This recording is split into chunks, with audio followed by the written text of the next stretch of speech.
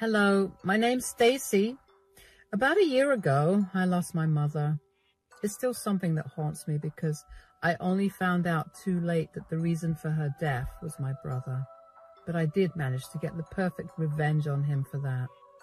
Let me tell you a little bit about my family.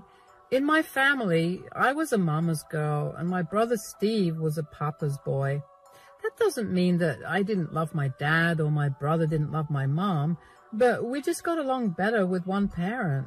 Aside from that, I'm older than Steve by about 9 years, so I have vivid memories of him growing up.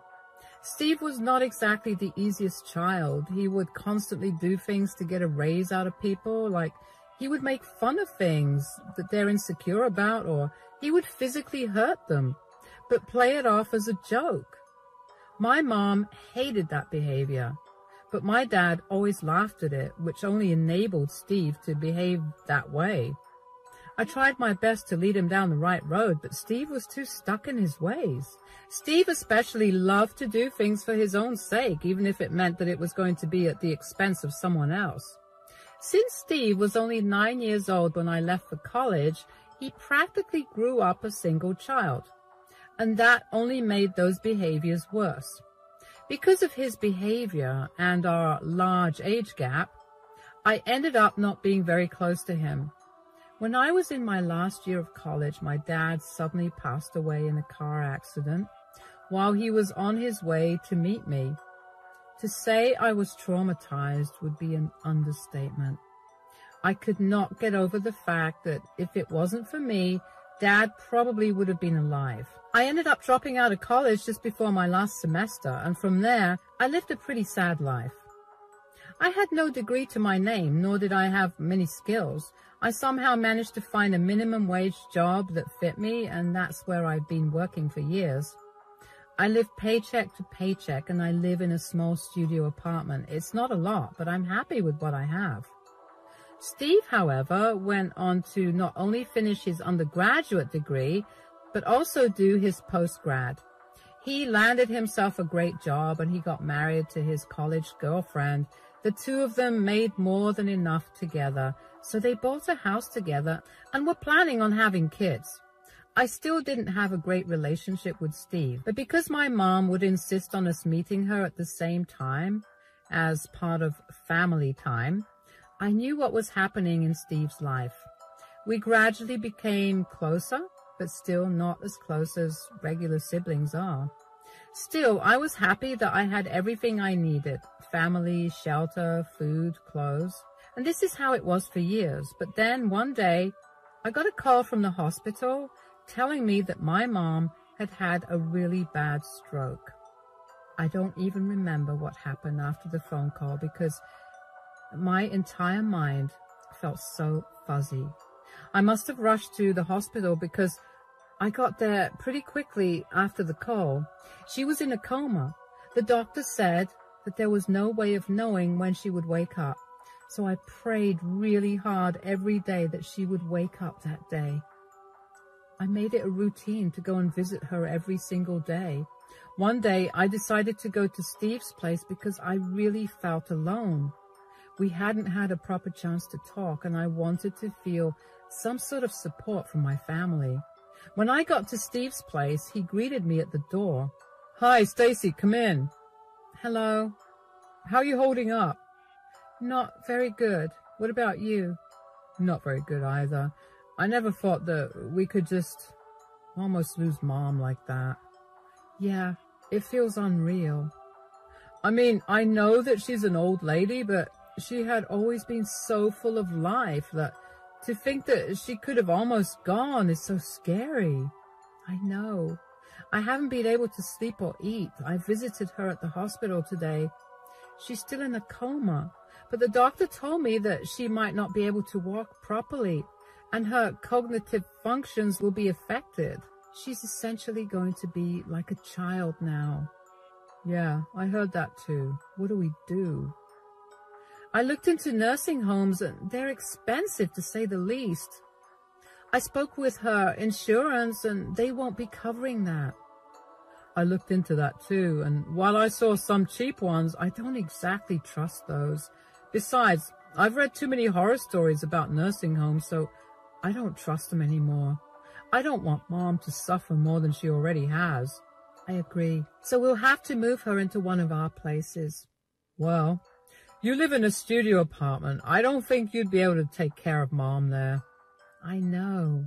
I could move, but breaking this lease would be very difficult. And I also don't have that kind of money to move.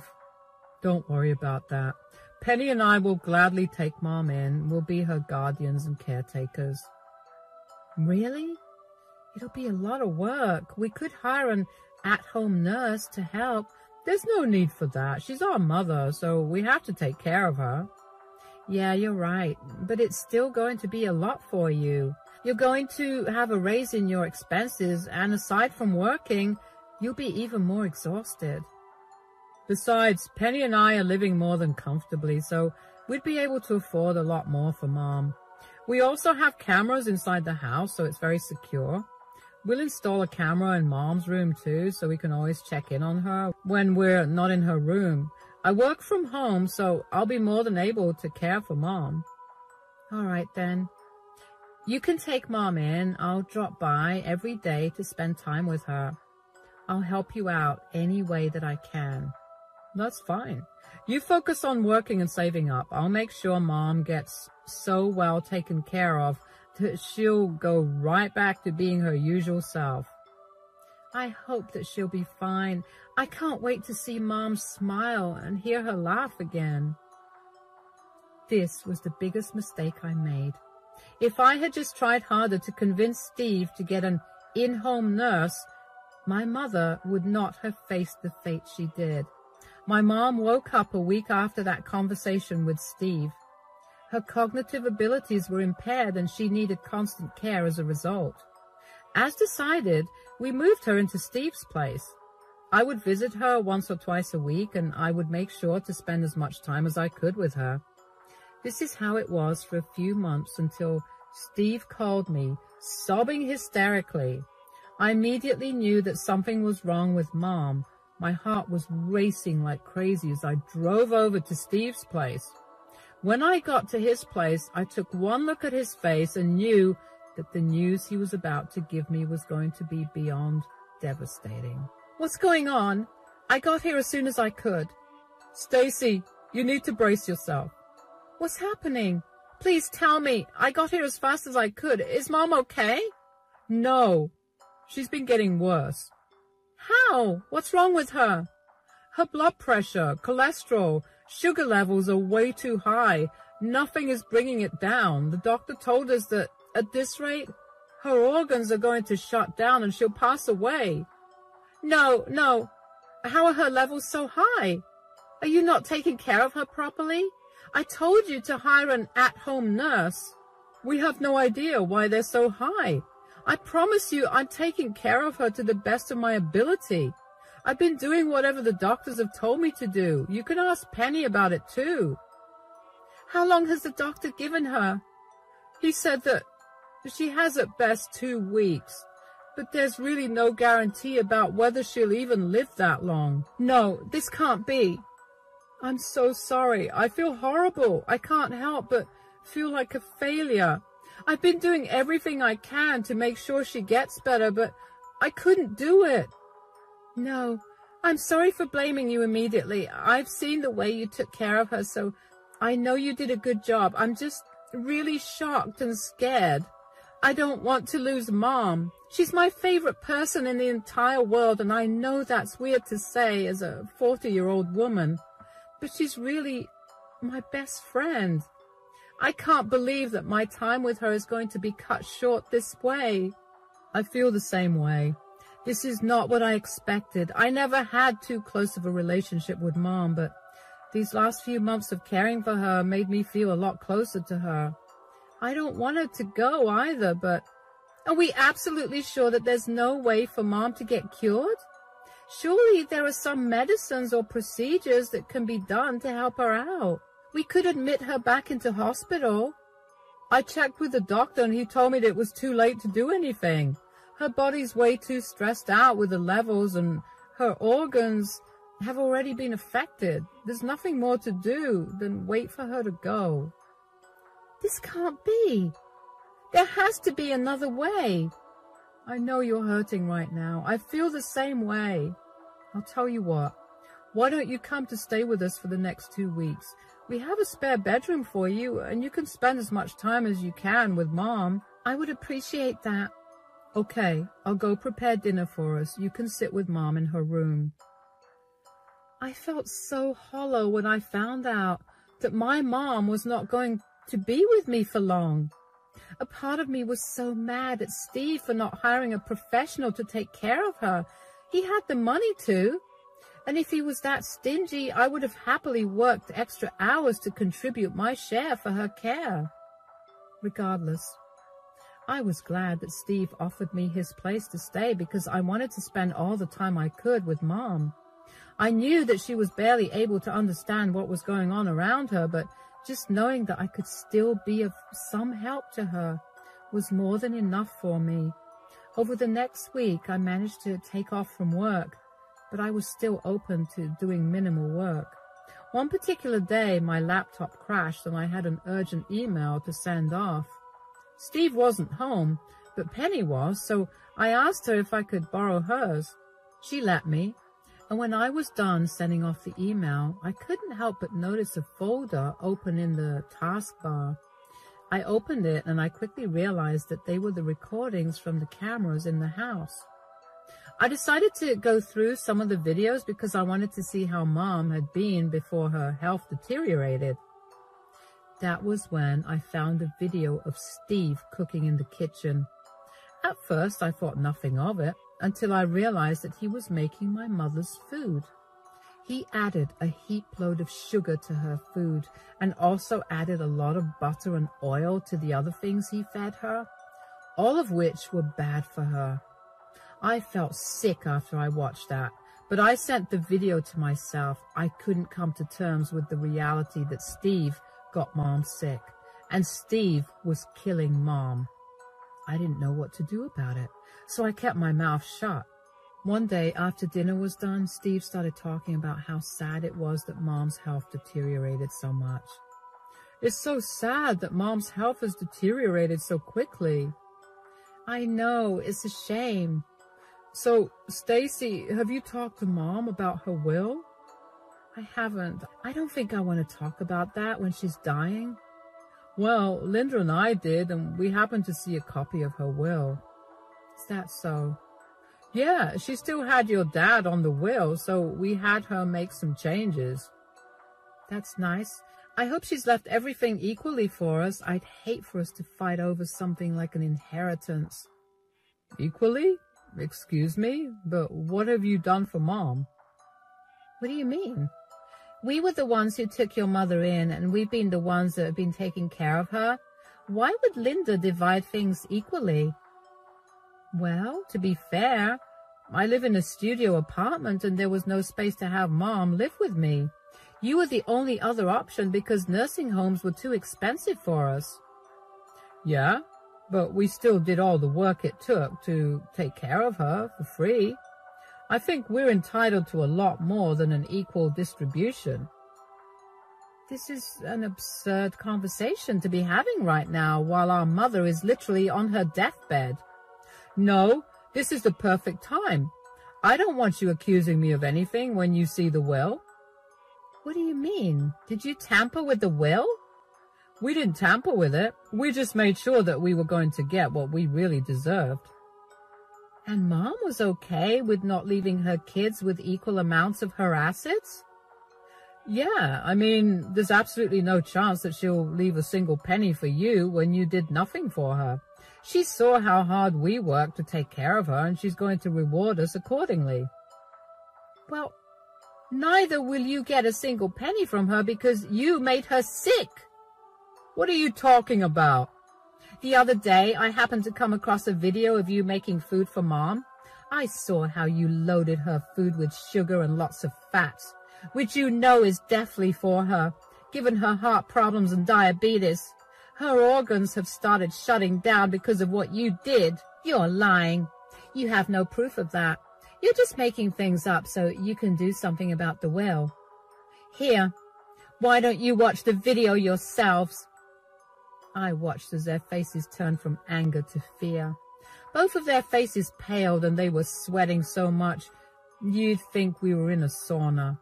I was glad that I finally found a way to express what I'd been feeling about what I thought, because I now had a solid plan in place for what I was going to do with the video. But before I could do anything, I wanted to hear what they had to say for themselves. As I turned my phone back to me, I set it to record because I needed as much evidence as I could get. So, do you have something to say for yourselves? How did you get this video? Does that really matter? Did you place cameras in our home and record us? That's a crime, you know. First of all, I did not do that. That behavior is psychotic and I don't have time for that. Secondly, this was a recording from your own cameras. And lastly, even if I did plant cameras in your house and watch you, how is that more serious of a crime than you making Mom sick to the point of her dying? So you went through our devices to get this footage. That's an invasion of our privacy. Also, we hid that footage. How did you even get access to it? I didn't purposely go through your devices. I literally happened to stumble upon it one day while I borrowed Penny's laptop for some emergency work. The hidden folder was open, and I found it. You had no right to do that. And you had no right to kill my mother. We didn't kill Mom. You practically did. You made Mom so sick that now she won't be able to recover. It's just a matter of time before she's no longer with us. So what? Did you tamper with Linda's will? No, Mom hasn't been in the right state of mind to edit her will again, but I will contest the will when she passes away. I bet the judge will be shocked to see this evidence. No, you can't do that. Why can't I do that? Mom worked so hard her entire life to provide for Steve and me. You guys chose to slowly poison her all because of your greed. Please, don't expose Steve. He's your brother. Please think of what this would do to his future. His future? Mom was supposed to have a longer future that you guys robbed.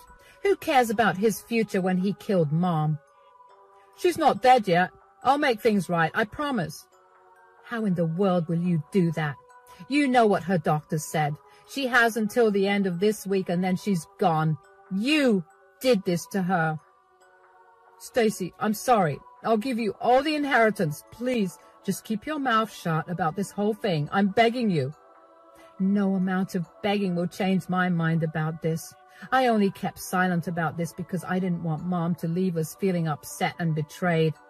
If Mom had even a sliver of a chance of survival, I would have reported you immediately. After she's gone, I'm going to make your lives miserable.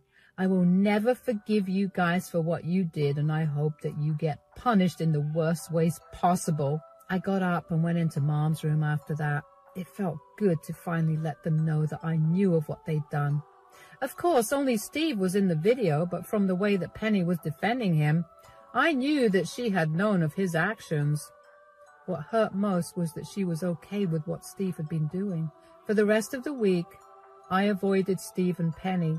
They kept trying to talk to me about changing my mind. At some point, Steve even got on his knees and told me that he would give me as much money as I wanted for me to keep my mouth shut about the video. When I refused to budge, they got angry. One night, I even caught the two of them trying to delete the video from my phone while I was asleep. I yelled at them a bunch for doing that, but I couldn't help but feel a little upset at how stupid they thought I was. That video was incriminating evidence, and there was no way I was going to store it on my phone only and not have it backed up in multiple hard drives and devices. I went back to ignoring them after that incident, and finally, they ignored me as well. They must have convinced themselves that I would not report Steve, because when Steve got arrested, about 2 weeks after my previous conversation with Steve and Penny, where I revealed that I knew what they'd done, my mother passed away in her sleep. I was glad that she had a painless death, but it did not erase the pain I felt from her leaving. Even though I hated Steve's guts, I still acted civilly with him while we planned the funeral. It was a day that was filled with lots of pain and comfort at the same time. I got to meet a lot of family that I usually didn't get to see, and I got to bond with a lot of them again, which was the only thing that got me through the funeral and the wake. I say that because I had to watch Steve cry and pretend like he loved our mother. Everyone flocked to console him, and seeing him that way, but knowing that he'd been the one to kill my mother, made me see red.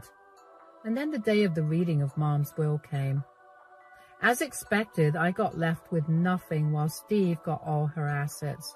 I knew that he had tampered with her will because at no point was Mom in the right state of mind to correct her will in the last few months. That, along with the evidence I had against Steve, was enough for me to contest the will. Steve got really mad at me for doing that, and he then tried to beg me yet again to not bring up the video, but I blocked his number. I got myself a good lawyer who was willing to work for a very reasonable rate, and I gathered all the evidence that I could against Steve. The entire case went on for a very, very long time, and honestly, it was so draining that at many points I thought of just dropping the whole thing. But then I'd remember the sweet face of my mother as she lay in bed crying in pain, and I'd throw away all ideas of dropping the case. I was going to make sure my mother got the justice she deserved. My lawyer fought hard to convict Steve, and finally he was convicted of elder abuse. The original will of my mother was brought out, and in it she had willed everything to me in case her husband had passed away. I couldn't help but feel like my mom knew that Steve was going to do something wrong, so she took precautions for that from the start. I was given the entirety of my mother's inheritance, and Steve was sentenced to 7 years in prison. I did not even care about the money from my inheritance. I only cared that Steve was going to be facing the consequences of his actions. I waited until I saw Steve exit the courtroom in handcuffs before rushing out. I did not want to deal with anything that Penny would have to say to me. Over the next week, Penny continued to spam my phone with calls. I did my best to ignore her and instead tried to focus on myself. But every time I sat down to think for myself, Penny would keep calling me. One day when she called me, I was in a particularly bad mood. I decided to pick up the call and let that be the last time that I spoke to her. I knew that she was going to trigger a lot of emotions, but I figured that I might as well get it over with. What do you want? Are you finally happy now? You threw Steve in jail all because of your greed. My greed? What are you talking about? All you wanted was that inheritance. We told you we'd give you the whole thing if you just kept your stupid mouth shut. I did not care about the inheritance. Don't lie to me. I saw the way you were struggling. Any amount of money would have made your life easier. Of course you wanted that money. Did you not hear anything that I said when I was at your place that day? I showed you the video. I told you that I'd be reporting you two for elder abuse. And we told you to keep your mouth shut. We were willing to pay you whatever it took for you to not say a word. I don't care about the money. No amount of money would have healed my mother, nor will it bring her back. What you two did was beyond disgusting, and now Steve is facing the consequences of his actions. But he's your brother. Do you not care that he's going to be rotting in prison for 7 years? He poisoned my mother every single day because he wanted the money. 7 years is too short of a sentence. You're a monster. You're valuing a dead person over someone who's alive and has a long future ahead. The only reason my mom is dead is because of Steve. Stop denying it. You're lucky that he protected you. You and I both know that you're equally guilty for what you guys did to Mom. I didn't have any evidence of you hurting Mom, so that could not be proven. I hope that your life only goes downhill from here. You don't deserve any happiness. You've ruined mine and Steve's lives. Do you even know what's been happening because of your selfish actions? My family has abandoned me. The rest of your family has disowned Steve and has been blasting my phone with texts on how disgusting we are. Steve got fired, And now that he has a criminal record, it'll be extremely hard for him to get another job. I'm barely making enough to cover my expenses. And when Steve finally gets out, I won't be able to support both of us. This is all your fault. Stop blaming me for what's happening to you. You and Steve chose to hurt my mother. Neither of you cared about how she felt or the pain that she must have gone through because of your selfish desires. Whatever you're going through right now is a result and consequences of those actions. You can live in denial for as long as you want, but at some point, you're going to have to face reality. You and Steve killed my mom. Never contact me again. I don't care about either you or Steve, so I don't care about what you're going through either. Bye. I cut the call on Penny pretty quickly after that. She had some nerve to call me and yell at me for putting Steve in jail. She clearly did not realize how I'd be the one living with the guilt of not having reported Steve earlier, or not being around enough to figure out what she and Steve were doing. If I had moved to another bigger apartment, I would have been able to save Mom, and she would have been able to live for at least another 5 years. Penny was only thinking about her husband rotting in jail, and not the reason for that happening to him. I couldn't understand how Penny could blame me for what happened when she knew that what Steve was doing was wrong, and she still supported him. It was truly a miracle that I did not lash out at Penny and start yelling at her. Anyway, that conversation made me realize just how many of my feelings I had suppressed. I knew that I couldn't keep feeling the way I did, or I would spiral into depression, and getting out of that would not be an easy feat at all. I couldn't help feeling so guilty about my position in life and my inability to earn more money, because if I did, I would have still had my mother by my side. I decided to start therapy, and after a few months of it, I decided to give life another shot. I applied to a community college that allowed me to transfer my credits from years ago, and within a few months, I had graduated. I managed to land a better job, and I'm doing much better for myself. As for Penny, she's been excommunicated from her family. A lot of them reached out to me to both apologize for Penny's actions and involvement in my mom's death, and to also applaud me for putting her and Steve in their rightful places. She tried to contact me several times after we last spoke, but I didn't want to relive the past constantly, so I blocked her. I don't know how Steve is, because I was firm on not wanting to be a part of his calling list. The rest of our family also did not want to be in touch with him. As a result, none of us really knows how he's doing. Whatever it is, I'm sure it can't be good. I know that I'm in a better place now, and although my mother's death still saddens and hurts me, I've learned to accept that there was not much I could do for her given my situation. I'm just glad that she got to leave before she saw what happened to Steve. It'll be a long while before I get used to not having Mom around, but after seeing my progress right now, I know I'll get there for sure. Thank you for listening to my story.